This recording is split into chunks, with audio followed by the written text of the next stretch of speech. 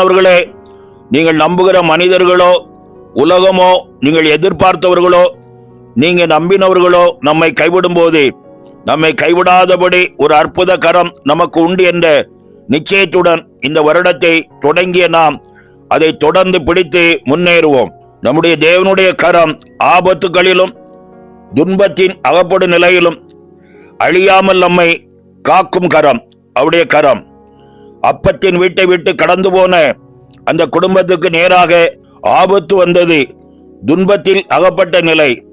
ஆனால் அழியாமல் பாதுகாத்து நகோமியின் மாறா போன்ற காரியத்தை மாற்றி இயல் வீட்டு சகோதரிகள் நகோமியை வாழ்த்து பாடின காரியத்தை கர்த்தர் செய்தார்.